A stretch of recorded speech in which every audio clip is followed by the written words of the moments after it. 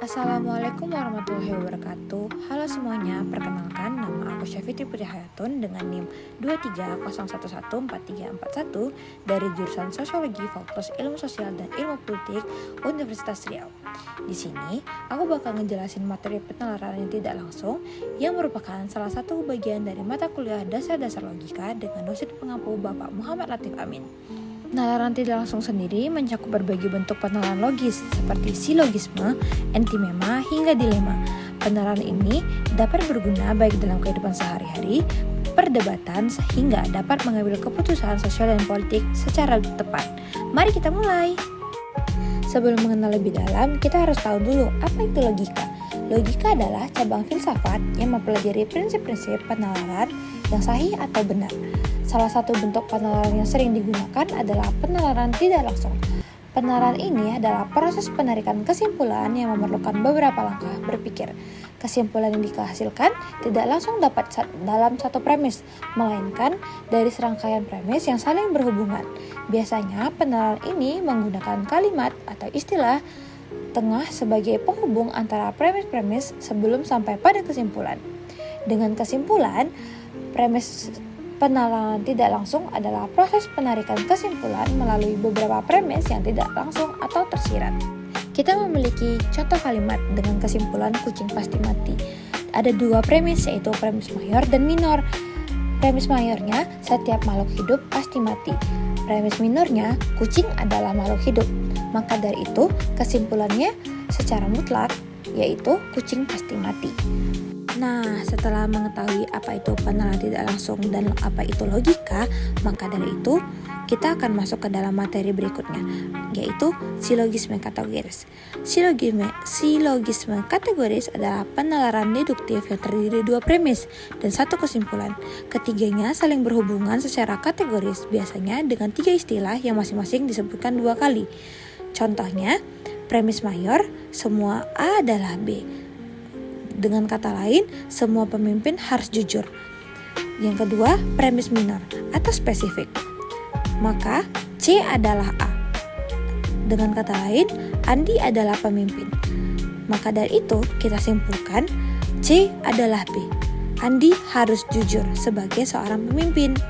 Selanjutnya adalah silogisme hipotesis.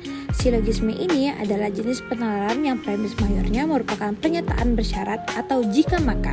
Sedangkan premis minornya menetapkan atau menolak bagian dari premis mayor, sehingga hal ini bertolak belakang dengan hipotesis kategoris. Karena menurut hipotesis kategoris, premis mayor dan minornya harus sejalan, sedangkan untuk hipotesis mereka bertolak belakang.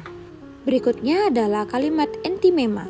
Antimema adalah bentuk penalaran yang mirip dengan silogisme, tetapi lebih singkat karena salah satu premisnya tidak disebutkan secara gamblang. Dalam kehidupan sehari-hari, premis ini biasanya digunakan bagi orang-orang yang mengerti satu sama lain, sehingga premisnya sudah dipahami. Dengan contoh kalimat semua perbuatan yang merugikan orang lain adalah dosa, diubah menjadi antimema, menipu adalah dosa karena merugikan orang lain. Kata dosa merupakan istilah yang sudah dipahami oleh khalayak ramai karena dosa adalah kata lain atau istilah yang ada dalam agama-agama dan melambangkan hal-hal buruk atau hal-hal negatif. Nah, berikutnya kita akan mengenal yang namanya polisilogisme dan sorites. Polisilogisme adalah rangkaian beberapa silogis atau penalaran logis yang saling berhubungan. Sedangkan sorites adalah silogisme berantai, tetapi susunannya seperti rantai yang lebih panjang dengan lebih dari dua premis yang saling berkaitan. Maka dari itu, perbedaan dari dua hal ini adalah polisilogisme, setiap kesimpulannya langsung menjadi premis baru seperti anak tangga. Sedangkan sorites adalah premis-premis yang saling berhubungan seperti rantai yang di akhirnya menjadi kesimpulan. Jika mempertanyakan tentang struktur dari dua kalimat ini, dijadikan dalam suatu contoh sederhana, yaitu semua A adalah B, semua B adalah C, semua C adalah D, jadi semua A adalah D. Karena mereka semua berurutan seperti tangga dan berantai. Dari sini kita akan melihat bahwa polisilogisme mendapatkan kesimpulan secara langsung atau mendapatkan premis baru dari setiap kalimat. Sedangkan untuk story test dia memiliki rantai atau memiliki tahapan-tahapan sebelum mendapatkan kesimpulan. Berikutnya namanya epirema. Epirema sendiri adalah bentuk penalaran logika atau logisme yang premisnya disertai alasan atau keterangan tambahan untuk memperkuat argumen. Dengan kata lain, pada epirema setiap premis tidak hanya menyatakan fakta, tetapi juga menjelaskan alasannya sehingga argumen menjadi jelas dan meyakinkan. Dengan contoh kalimat, semua siswa teladan adalah siswa yang rajin karena mereka disiplin. Rina adalah siswa teladan karena selalu hadir tepat waktu. Jadi Rina adalah siswa yang rajin. Di sini menghadirkan premis kuat yaitu karena rajin belajar atau rajin datang atau disiplin memperkuat premis-premis yang ada dalam kalimat tersebut. Berikutnya adalah dilema. Dilema adalah situasi ketika seseorang dihadapkan pada dua pilihan atau lebih yang sama-sama sulit, tidak menyenangkan atau tidak menguntungkan. Dilema sangat sering terjadi pada kehidupan kita, bukan? Karena dalam kondisi ini, dilema setiap pilihan yang ada memiliki konsekuensi negatif atau resiko, sehingga tidak ada solusi yang benar-benar ideal atau mudah. Dilema kita ambil dalam contoh kata, kalau hanya rakyat diam, maka kita akan tertindas terus. Sedangkan kalau rakyat melawan, sama dengan kekerasan terjadi. Maka dari itu, rakyat tetap menderita. Jadi, kita akan tetap sama-sama mendapatkan premis yang negatif karena pilihan dilema itu sama-sama tidak menguntungkan bagi hidup kita. Maka dari itu, kita akan menarik kesimpulan soal penalaran tidak langsung adalah proses berpikir logis yang digunakan untuk menarik kesimpulan dari beberapa premis yang saling berhubungan.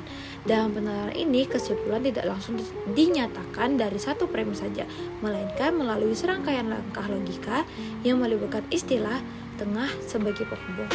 Berbagai bentuk penalaran tidak langsung seperti silogisme kategoris, hipotesis, antimema, polisigolisme, story test, epikerema, dan dilema semuanya membantu kita memahami cara menarik kesimpulan secara sistematis dan kritis.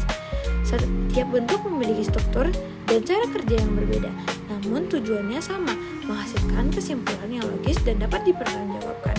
Dengan memahami penalaran tidak langsung, kita dapat berpikir lebih jernih, kritis, dan mampu mengambil keputusan yang lebih baik dalam kehidupan sehari-hari.